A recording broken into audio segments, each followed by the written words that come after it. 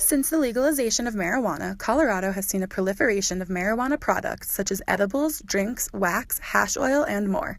But despite laws that allow for legal, safe production, illegal hash oil extraction continues to pose health and safety concerns for everyone involved. Hash lab explosions have increased since legalization, and the resulting burns and injuries can be catastrophic. But legal operations, like this one in Denver, specialize in the safe production of hash oil and rarely have accidents. So I basically manage the lab side of things, everything from extracting to post-processing and product development, R&D, anything that has to do with the lab side of things is basically what I operate.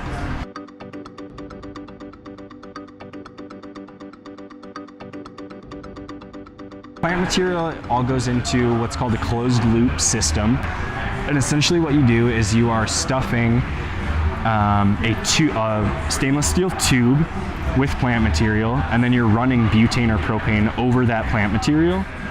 And what it's doing is collecting all of the things that you want, such as terpenes and cannabinoids. That's then dropped into another vessel where you begin to heat that solution, and it boils out the butane and the propane, and we recapture it. That's why it's called a closed loop, is because you're recapturing that butane or propane. And what you're left with after that solvent boils away is your concentrate. So from that then, it still has a small amounts of butane and propane left in it. From that extraction process, it goes into vacuum ovens where we pull that concentrate into a super deep vacuum, and then that boils out any remaining butane or propane that may be left in the concentrate, leaving you with a clean, residual solvent-free slab of concentrate. The Denver Fire Department helps regulate this company, which also has specialized production equipment that sets them apart from illegal operations. Denver Fire Department keeps us pretty restricted and regulated as far as what we can do. So some of the equipment that you would maybe find in our location versus an underground location is we have a giant fume hood that we extract under, which basically is sucking air out of the room at all times. So if there were ever any leaks in our closed loop system where butane and propane were kind of spilling out, that airflow would then be collected and exhausted from the room so that it doesn't just sit in the room with you and kind of pool around you, creating a dangerous environment. Professional equipment like this comes with high costs. Just the machine that you see right here is about $70,000. Just the pump is about $20,000.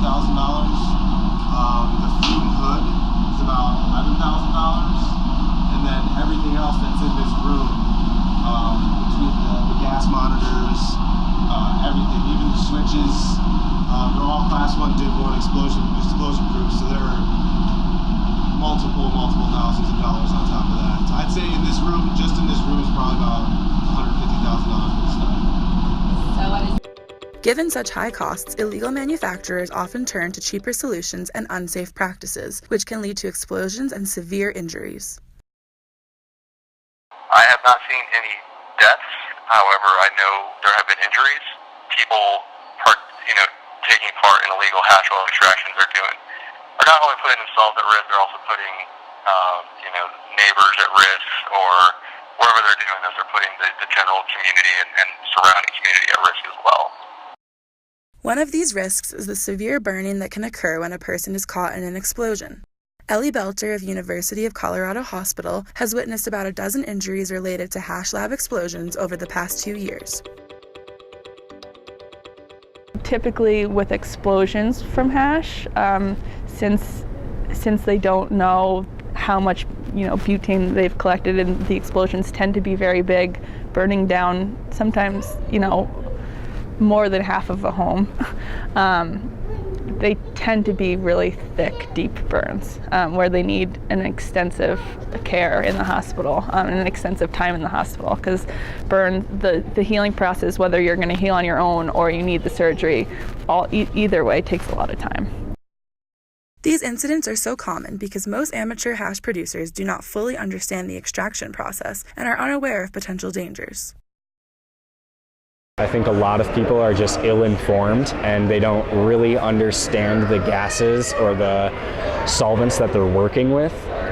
So they may understand that butane and propane are flammable, but they may not understand the explosive nature of those gases. Something that may seem like a small leak can turn into a catastrophic event. The butane is odorless, and so that's why these hash oils are such a problem, is because these people can't smell them, and yet they're still configuring stuff and they're still using fire to make these things. So the butane gets out, they can't smell it, it travels along the floor, and then once it starts traveling, whether it's along the floor or in the PVC piping, anything you light, it has a flashback, so it flashes back and it creates an explosion. Production materials are often cheap and easy to find, making underground manufacturing a popular option. The underground's main driving force is everybody just wants to make the quickest dollar that they can. What they do, they take PVC piping, they get butane, they put all this stuff together, and it's actually really sad because you go on sites like Amazon where you can buy everything, and it says, you know, at the bottom, once you choose to look at something and it says, oh, these things are frequently bought together, and it's literally butane tanks, PVC piping, and like the whole gamut to make your own hash lab. Illegal hash lab explosions are far more common than incidents occurring in legal operations. Alaska's Big Marijuana Big Mistake campaign staged a demonstration in order to showcase the explosive potential of hash labs. Chairs, the fabric chairs, and the carpet's going to burn. So those ignition temperatures are going to be well over 1,000 degrees inside there. So if the human body's in there, about 170 degrees for the skin to suffer full thickness burns.